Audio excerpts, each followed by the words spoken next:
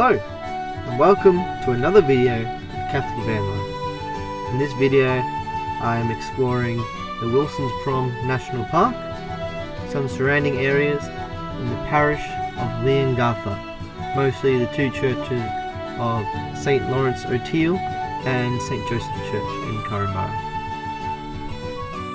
This is me driving into Wilsons Prom and seeing the beautiful scenery and all the mountain tops, which, man, it's just beautiful. You can see the clouds forming on the mountains. Absolutely beautiful place.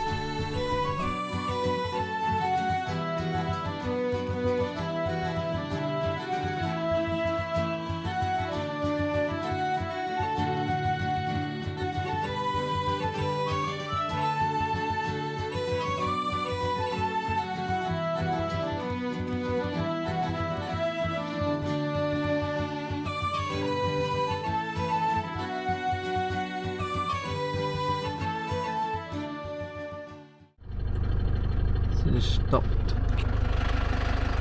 side of Wilsons Prom, and there is an emu.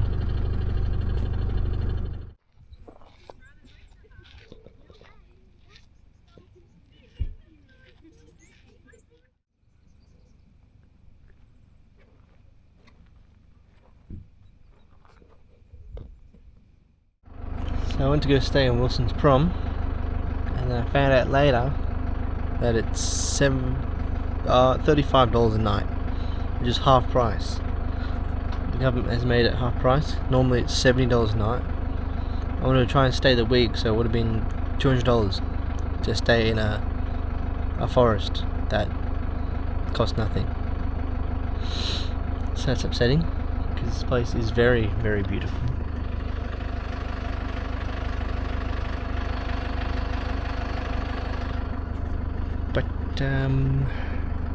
Yeah, gonna try and find somewhere else.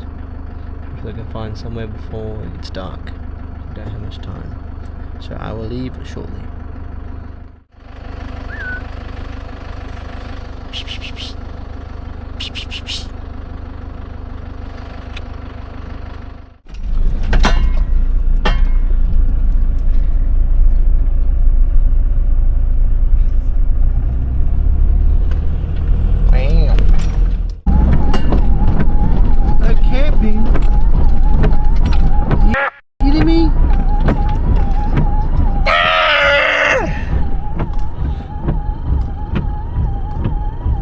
Oh, why?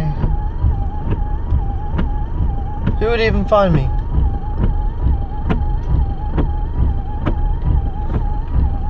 We'll have a look.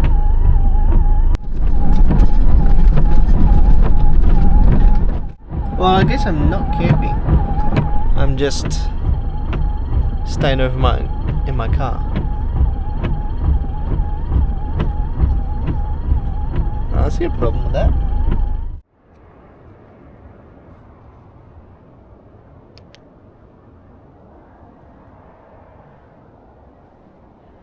Alrighty. So, whoa.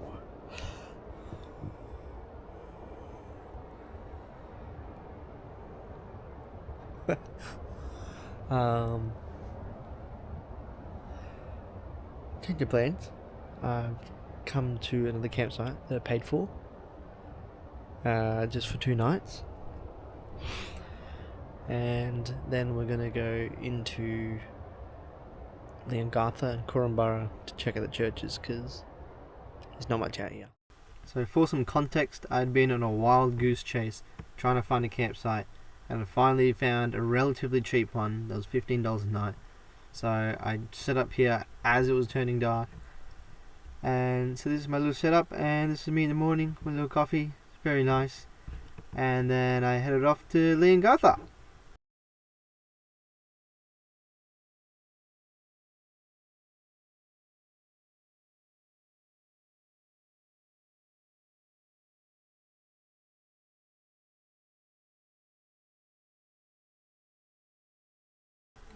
St. Lawrence's Catholic Church is named after Korumburrua, also known as St. Lawrence O'Teal, born 1128, 14th November died 1180.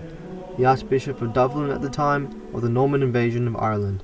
He played a prominent role in the Irish church reform movement of the 12th century and mediated between parties during and after the invasion. The first church building was erected about 1895.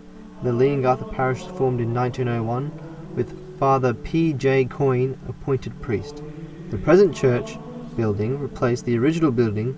Thus, St. Lawrence's Catholic Church was officially opened on the 16th of November 1913, after Bishop Patrick Phelan of the Sale diocese had laid the foundation stone on the 26th of April. Dr. Mannix Korumburra, Archbishop of Melbourne, preached the occasional sermon at the Pontifical High Mass, which was celebrated by Bishop Phelan, who dedicated the church to St. Lawrence O'Teal. The church building is the focus of an ecclesiastic complex including a hall, built in 1927, a presbytery, built in 1904, a convent, built in 1914, and a school, built in 1936. This is just information that I found online, but through speaking to some of the parishioners, I had found that because this was before Vatican II, they had the Latin Mass here, so naturally they had altar rails, a high altar, and an organ, which unfortunately had been all removed.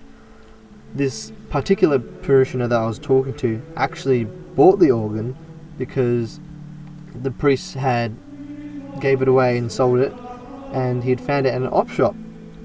And this parishioner bought that organ because his parents and his grandparents got married to that organ.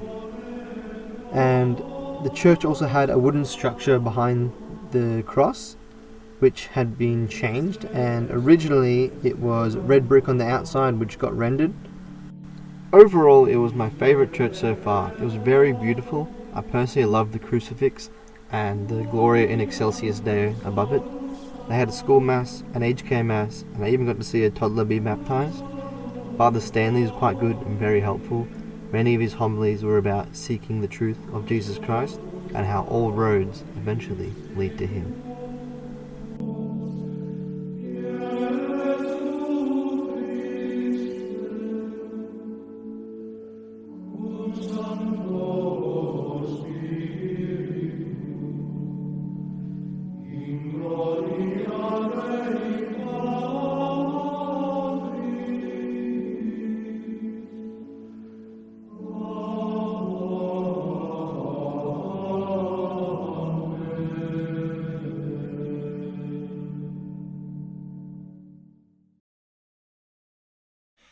So, we are officially 1 week in, and I did daily mass today at this church, which the priest has allowed me to stay at.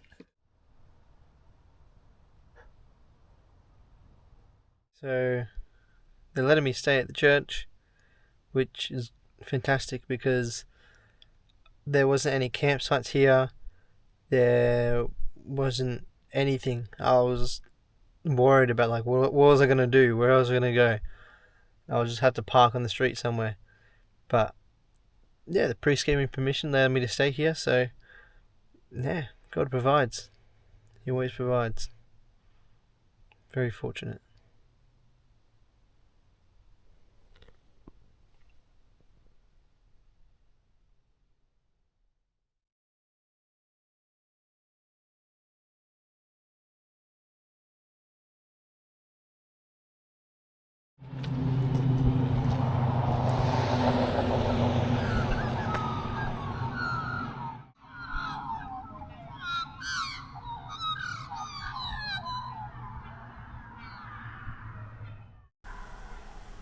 Built on the summit of an undulating hill, St. Joseph Catholic Church overlooks the South Gippsland dairy farming / coal mining town of Korumburra. The initial church was a modest wooden structure officially dedicated on April 28, 1894 by Archbishop Carr. St. Joseph's Primary School was founded by the Sisters of the Good Samaritan. The school opened its doors in 1914 to serve the educational needs of children in the growing town. The church you see today has been built in the popular ecclesiastical and collegiate interwar Gothic style. It was built just after the Second World War began in 1939. The stone was blessed and laid by Daniel Mannix, the Archbishop of Melbourne, on the 10th of December. This church is part of the Korumburra parish, with this being the only church, but the same priest, Father Stanley, serves here. There were 3 other churches part of the Leongatha parish, being in Meenian, Mirrabooka North and Tarwin Lower, with Tarwin Lower being split with the Anglican Church.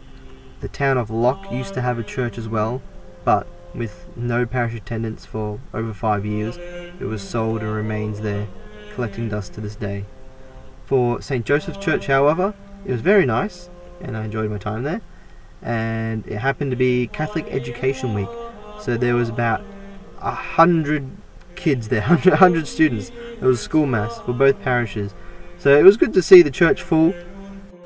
Furthermore, there isn't that much information online about this church. I couldn't seem to find anything about it or that much history. No old photos, which is strange, but anyways, it was a beautiful church regardless. Even here you can see that the vents are decorated with flowers. Like, there's so much detail in even the nuanced stuff. So yeah, absolutely loved it.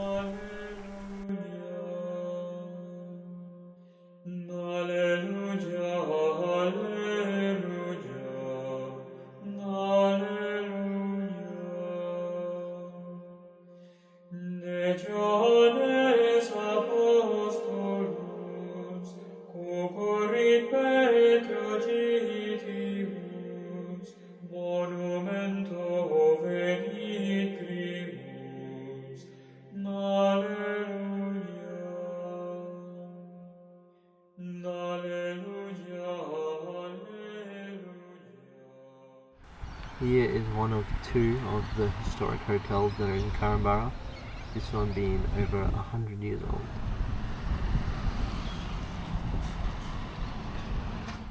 Another Freemasons there.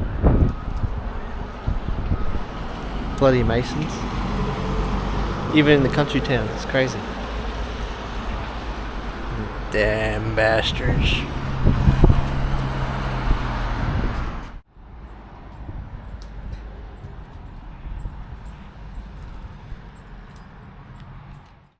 This was something interesting I found. So on this information board, it tells a story of a guy that set up a general store in Korumburra, and he ended up setting up 97 stores across Victoria and Tasmania, and eventually a guy named G.J. Coles bought it off him and turned into the Coles brand that we know today. And this was while I was exploring the Great Southern Railway. So while I was in Korumburra, I visited Coal Creek Museum, which was an old mining town replica. Most of the houses were real houses that had just been transported there to look like an old mining town.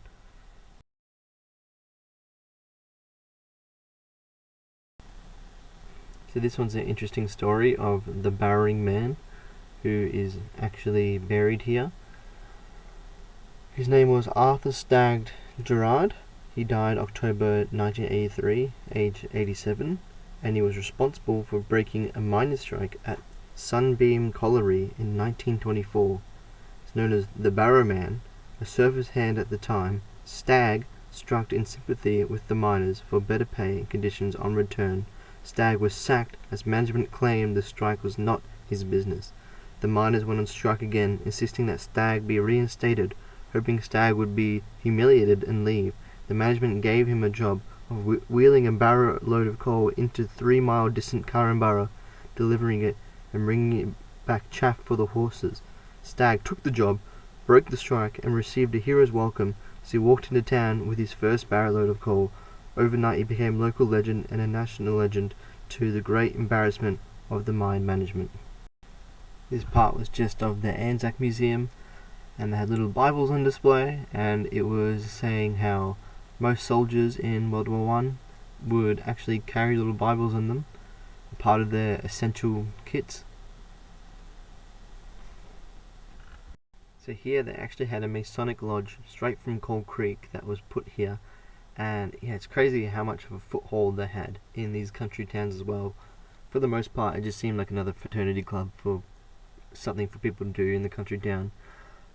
But yeah, even just reading the information, like it seemed like it's just like a complete copy of the Catholic Church and their hierarchy and structures. It's crazy. Here's a little cottage. The living room. What it would have been like as a family home, as a single room back in those days, and how people would have lived.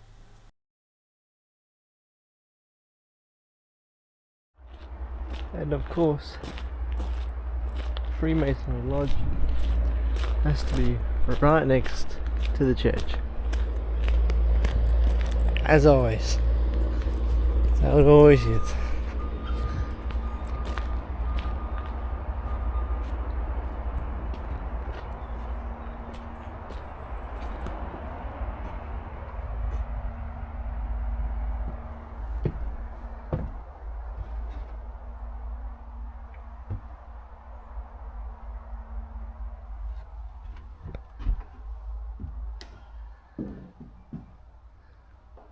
Gloria and excelsis Deo. This has got some good preparation.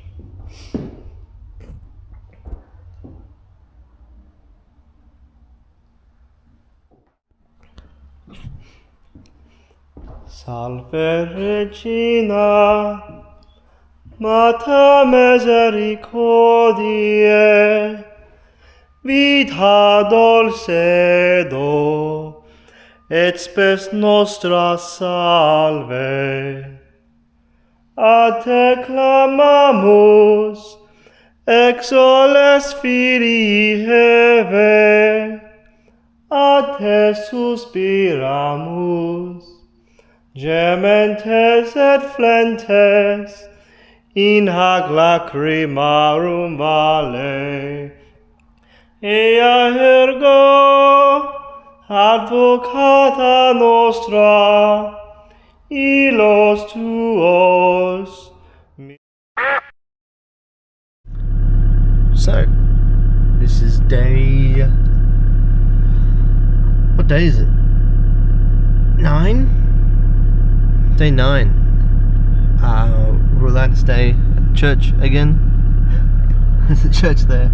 It's a presbytery in this open car park. So yeah, very, very fortunate, and actually had one of the parishioners that I met at daily mass offer me to come over for dinner, and they offered me to have a hot shower and fill up my water, so I'm going to do that tonight, which, yeah, so grateful for. Yeah, it's amazing. The charity of God through his people. So, see how it goes. Hopefully I don't get kidnapped.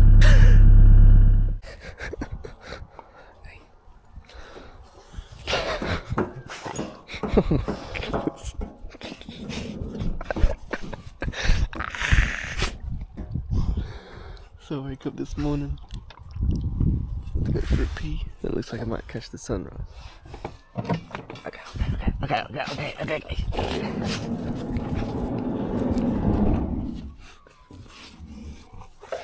Oh my goodness.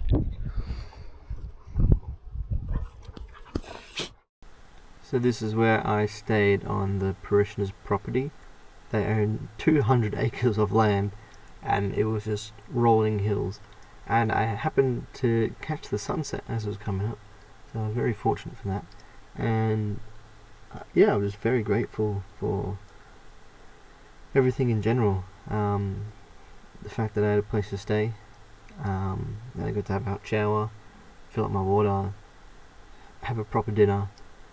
Yeah, it's it's refreshing, considering that I don't get those luxuries so much anymore.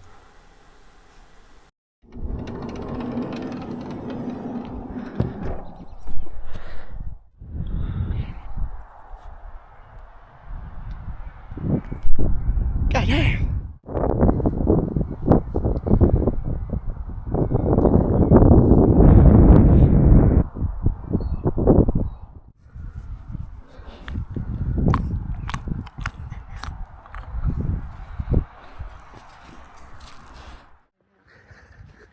Hello. Hi. This is one of their cows who was brave enough to say hello, which their owner named after different priests around town. I forgot what the name was, but they call him Father, whatever. So that was quite funny. And with that, it concluded my time here at Leongatha and Korumburra. Love the towns, church is very beautiful, lot of history. So the next place I go is to the foster parish. So I'll see you next time. God be with you.